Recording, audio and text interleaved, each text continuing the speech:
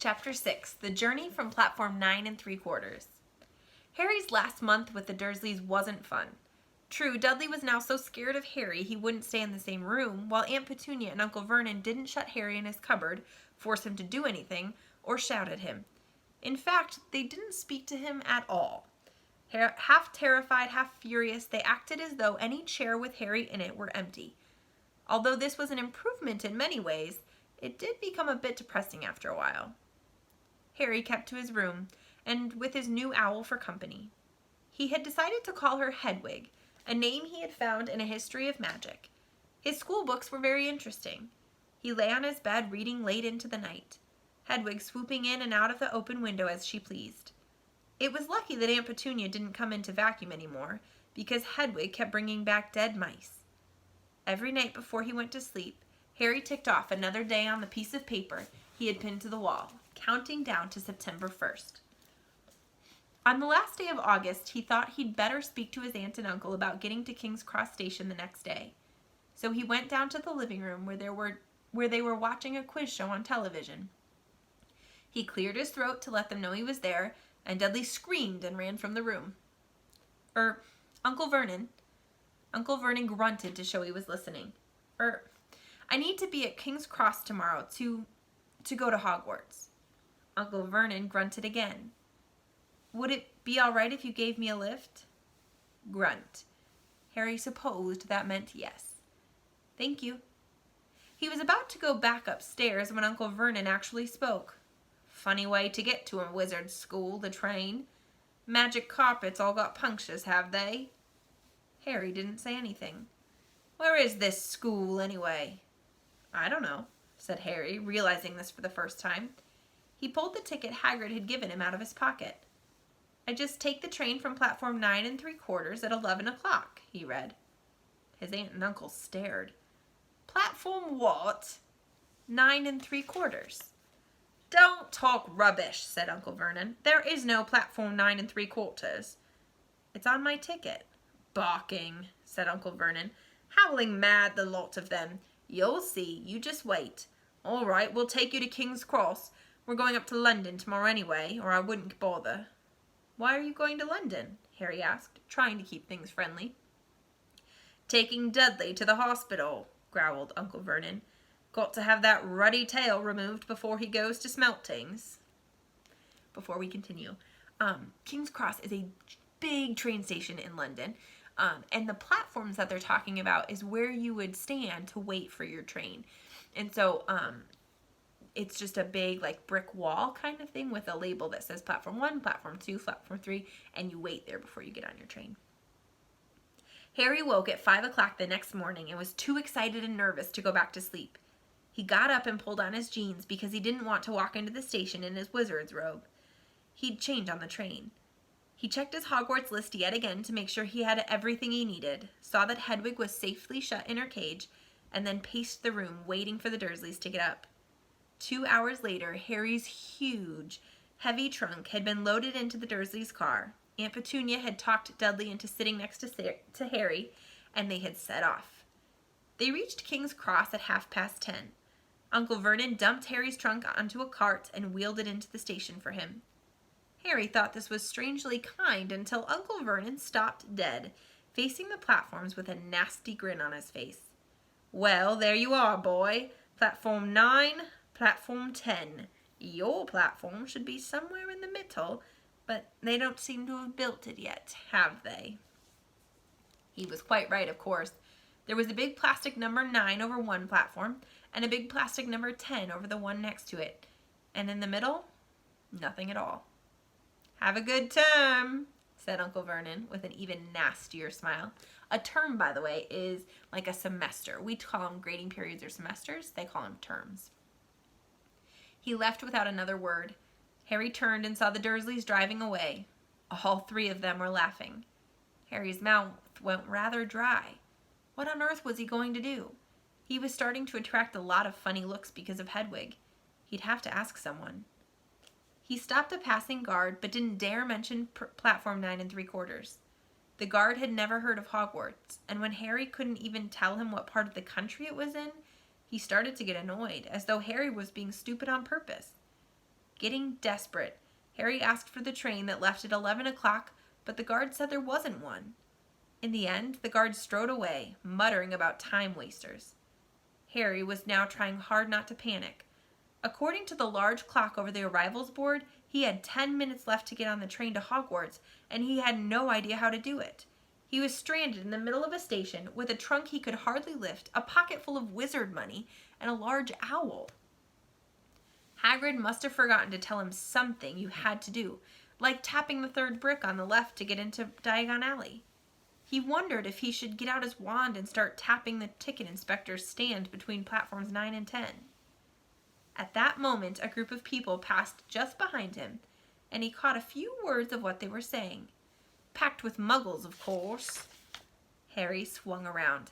The speaker was a plump woman who was talking to 4 boys, all with flaming red hair. Each of them was pushing a trunk like Harry's in front of him, and they had an owl. Heart hammering, Harry pushed his cart after them. They stopped, and so did he, just near enough to hear what they were saying.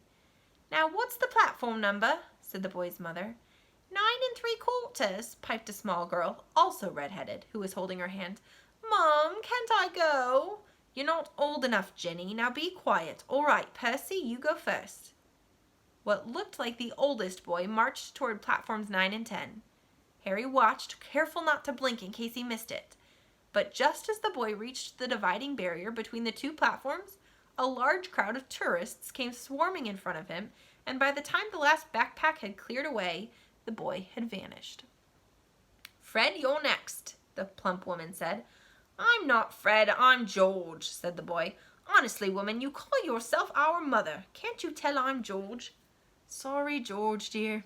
"Only joking, I am Fred," said the boy, and off he went.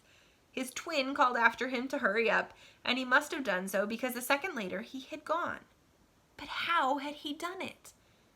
Now the third brother was walking briskly toward the barrier. He was almost there, and then, quite suddenly, he wasn't anywhere. There was nothing else for it. "Excuse me," Harry said to the plump woman. "Hello, dear," she said. "First time at Hogwarts? Ron's new too." She pointed at the last and youngest of her sons. He was tall, thin, and gangling, with freckles, big hands and feet, and a long nose. "Yes," said Harry. The thing is, I don't know how to get onto the platform," she said kindly, and Harry nodded. "Not to worry," she said. "All you have to do is walk straight at the barrier between platforms 9 and 10. Don't stop and don't be scared you'll crash into it. That's very important. Best do it at a bit of a run if you're nervous. Go on, go now before Ron." Okay," said Harry. He pushed his trolley around and stared at the barrier. It looked very solid. He started to walk toward it. People jostled him on their way to platforms 9 and 10. Harry walked more quickly. He was going to smash right into that barrier, and then he'd be in trouble. Leaning forward on his cart, he broke into a heavy run.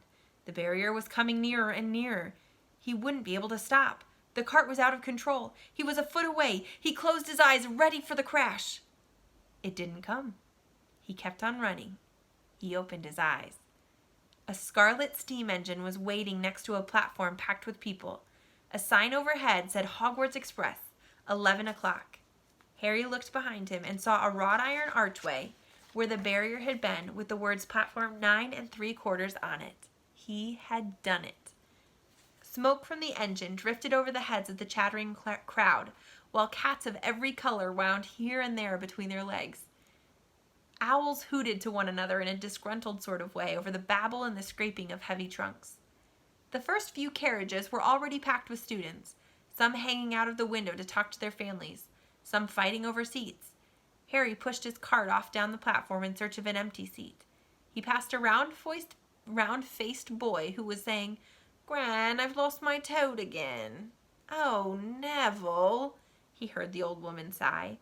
A boy with dreadlocks was surrounded by a small crowd. "Give us a look, Lee, go on."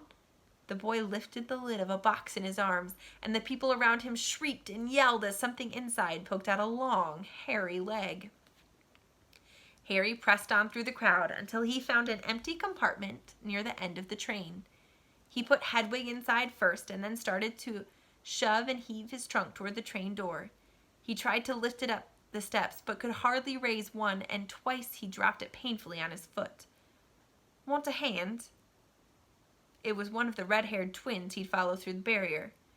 Yes, please, Harry panted. Oi, Fred, come here and help. With the twins' help, Harry's trunk was at last tucked away in a corner of the compartment. Thanks, said Harry, pushing his sweaty hair out of his eyes.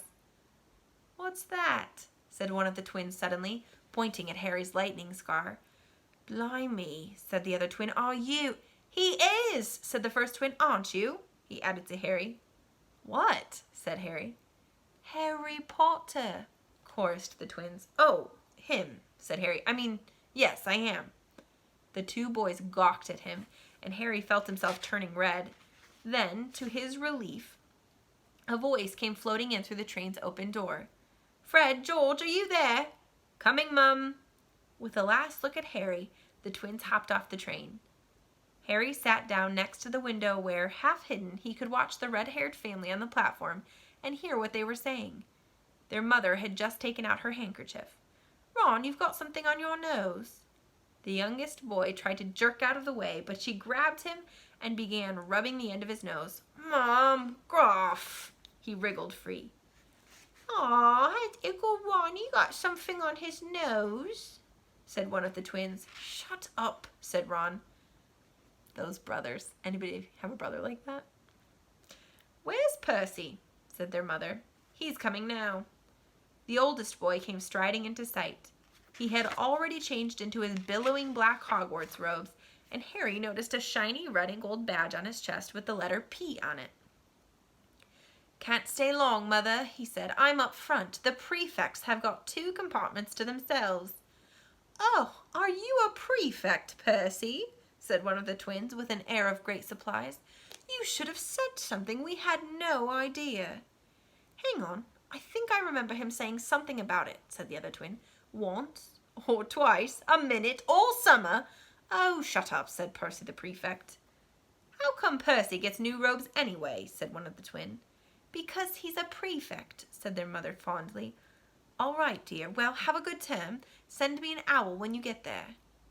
She kissed Percy on the cheek and he left. Then she turned to the twins. Now you two, this year you behave yourselves. If I get one more owl telling me you've blown up a toilet or... Blown up a toilet? We've never blown up a toilet. Great idea, though. Thanks, Mum. It's not funny. And look after Ron. Don't worry, Uncle Ronnykins is safe with us. Shut up, said Ron again. He was almost as tall as the twins already, and his nose was still pink where his mother had rubbed it. Hey, Mum, guess what? Guess who we met on the train? Harry leaned back quickly so they couldn't see him looking. You know that black-haired boy who was near us in the station? Know who he is? Who? Harry Potter. Harry heard the little girl's voice. Oh, Mum, can I go on the train and see him? Mum, oh, please. You've already seen him, Ginny, and the poor boy isn't something you goggle at in a zoo. Is he really, Fred? How do you know? Asked him. Saw his scar. It's really there, like lightning. Poor dear. No wonder he was alone. I wondered. He was ever so polite when he asked how to get onto the platform. Never mind that. Do you think he remembers what you know who looks like? Their mother suddenly became very stern. I forbid you to ask him, Fred. No, don't you dare. As though he needs reminding of that on his first day at school. All right, keep your hair on. A whistle sounded. Hurry up, their mother said, and the 3 boys clambered onto the train. They leaned out of the window for her to kiss them goodbye, and their younger sister began to cry. Don't, Ginny. We'll send you loads of owls. We'll send you a Hogwarts toilet seat. George. Only joking, Mum. The train began to move. Harry saw the boy's mother waving and their sister half laughing, half crying, running to keep up with the train until it gathered too much speed. Then she fell back and waved. Harry watched the girl and her mother disappear as the train rounded the corner. Houses flashed past the window. Harry felt a great leap of excitement. He didn't know what he was going to, but it had to be better than what he was leaving behind.